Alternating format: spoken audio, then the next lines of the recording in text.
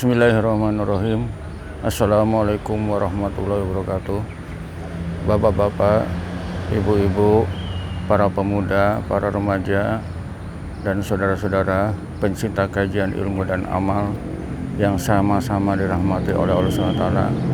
Mudah-mudahan di pagi hari ini yang cerah kita diberi kebahagiaan oleh Allah SWT, baik kebahagiaan dunia maupun di akhirat kelak.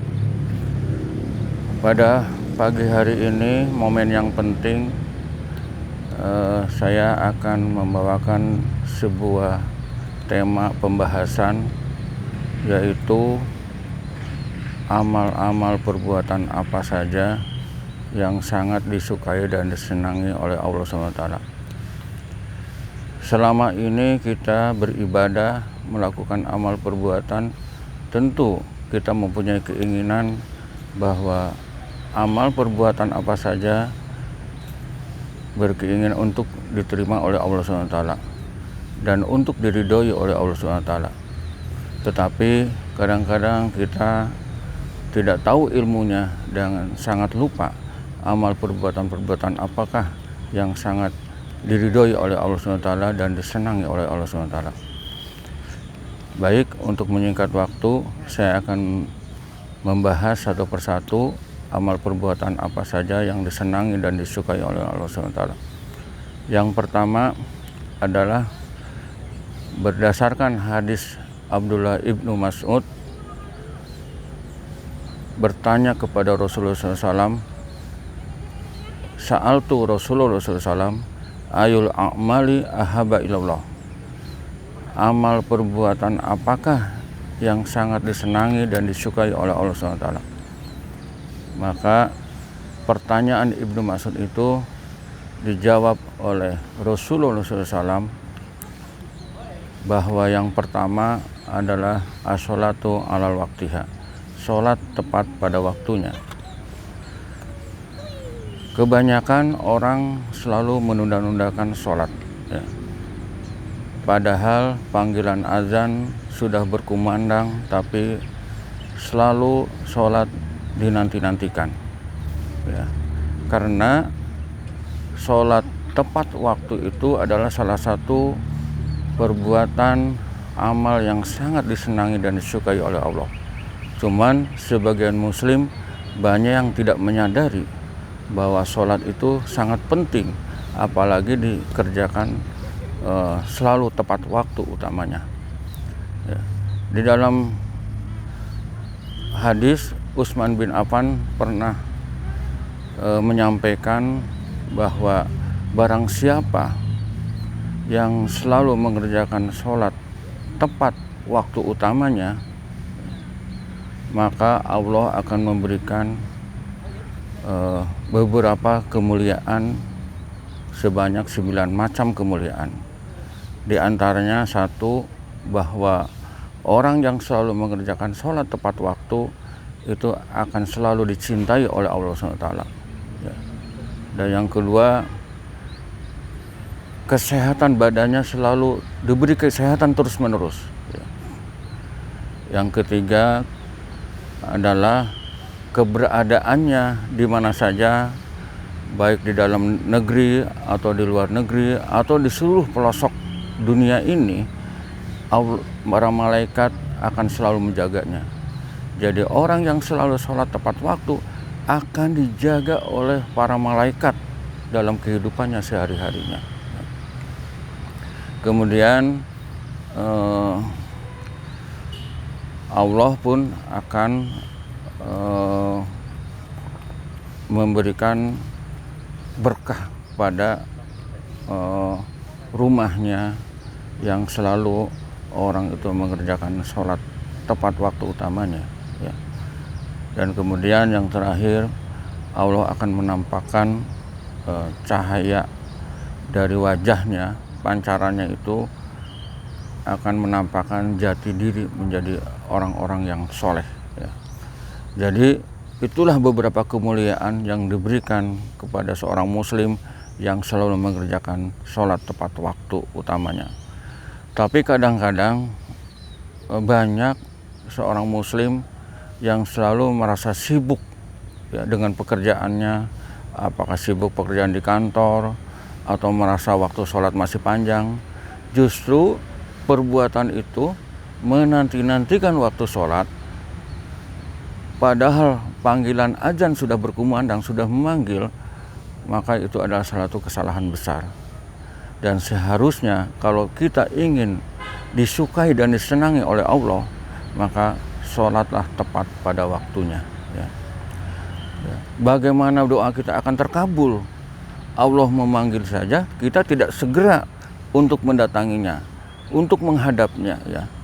Jadi kalau kita ingin doa kita selalu dikabulkan oleh Allah dan ingin disenangi dan disukai oleh Allah, maka sholatlah tepat pada waktu utamanya. Yang kedua adalah Rasulullah menjawab amal perbuatan yang disenangi dan disukai oleh Allah SWT adalah birrul walidain, berbakti kepada kedua orang tua. Berbakti kedua orang tua itu tidak hanya orang tua itu ketika masih hidup saja. Sudah meninggal dunia pun kita mempunyai kewajiban untuk berbakti kepada kedua orang tua kita. Ya. Apalagi orang tua kita masih hidup, maka kita berkewajiban untuk selalu berbuat baik kepada kedua orang tua kita. Ya. Dan sangat dosa besar seorang anak kalau kita selalu menyia-nyiakan kepada kedua orang tua kita. Ya. Dan sekarang bagaimana cara berbakti kepada kedua orang tua kita ketika orang tua kita sudah meninggal dunia? Caranya yaitu yang pertama, kita selalu mendoakan kepada kedua orang tua kita yang sudah meninggal dunia. Apakah habis sholat 5 waktu, ya. Kemudian kita selalu mendoakan tentang keselamatan orang tua kita yang sudah meninggal dunia, ya. Biar terselamatkan di alam baka, dijauhkan dari panasnya api neraka, jauhkan dari siksa kubur. Kita doakan orang tua kita yang sudah meninggal dunia. Karena kita seorang anak harus berbakti kepada kedua orang tua kita. Kemudian kita juga harus menyambung silaturahmi kepada saudara-saudara kedua orang tua kita. Apakah saudara ibu kita yang sudah meninggal dunia, atau saudara ayah kita yang sudah meninggal dunia, atau teman-teman ibu kita, atau teman-teman ayah kita yang sudah meninggal dunia, kita ajakan hubungan silaturahmi. Dan itu adalah merupakan bukti bahwa seorang anak berbakti kepada kedua orang tua itu selama kita masih hidup di dunia ini, kita mempunyai kewajiban untuk berbakti kepada kedua orang tua kita. Ya. Dalam suatu hadis Anas, ya, di mana Rasulullah telah bersabda, barang siapa yang selalu berbuat baik kepada kedua orang tua kita, maka Allah akan memanjangkan umurnya dan akan memberikan keberuntungan kepada seorang anak yang selalu berbuat baik dan berbakti kepada kedua orang tuanya. Itu salah satu kemuliaan yang diberikan oleh Allah SWT kepada seorang anak yang selalu senantiasa berbuat baik, berbakti kepada kedua orang tuanya, baik orang tua kita masih hidup atau orang tua kita sudah meninggal dunia. Umurnya akan dipanjangkan, kemudian akan diberikan keberuntungan di dalam kehidupannya.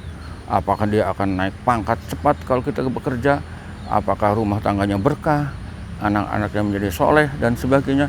Itulah kebahagiaan bagi seorang anak yang selalu berbuat baik dan berbakti kepada kedua orang tua kita, ya. Maka kita tidak boleh menyia-nyiakan kedua orang tua kita.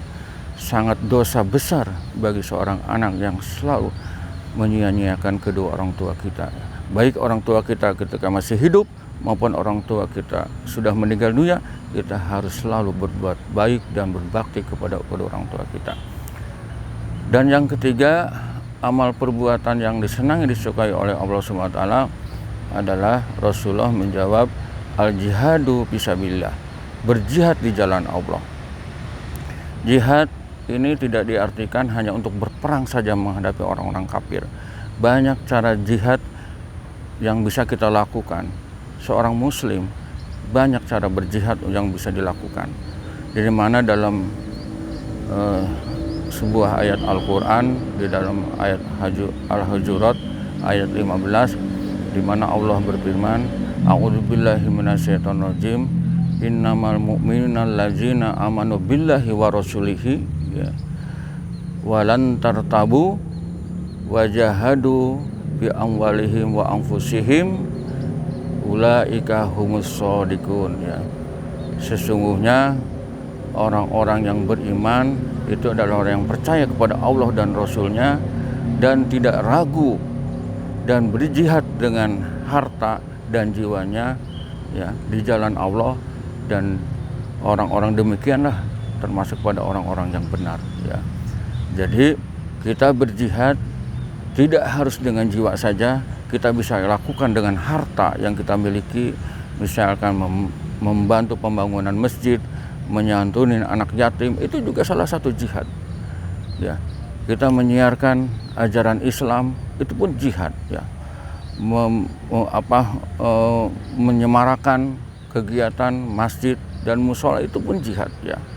Artinya kita berjuang di jalan Allah adalah demi kepentingan agama Islam ya. Kita berjihad ya.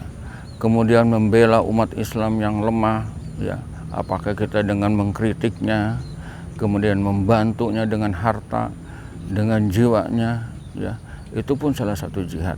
Jadi jihad bisa kita artikan secara global ya. Dari yang amal yang terkecil-kecilnya, kalau niatnya untuk membantu agama Islam di jalan Allah, itu pun suatu jihad ya. Kita tidak harus berperang karena kondisi bangsa kita belum berperang ya. Kalau suatu saat bangsa kita sudah berperang ya, maka kita harus berjihad untuk membela bangsa dan negaranya ya. Itu demikian, ada 3 amal-amal perbuatan yang sangat disenangi, disukai oleh Allah SWT. Yang pertama adalah sholat tepat waktu utamanya. Yang kedua, berbuat baik, berbakti kepada kedua orang tua kita. Yang ketiga adalah berjihad di jalan Allah. Mudah-mudahan apa yang saya sampaikan pada pagi hari ini bisa dikerjakan ya, bisa diamalkan, sehingga kita termasuk golongan orang-orang yang disenangi, disukai oleh Allah SWT ya. Terima kasih, dan jangan lupa like and subscribe, dan mudah-mudahan apa yang saya sampaikan ini bisa bermanfaat bagi kita semua. Terima kasih. Wassalamualaikum warahmatullahi wabarakatuh.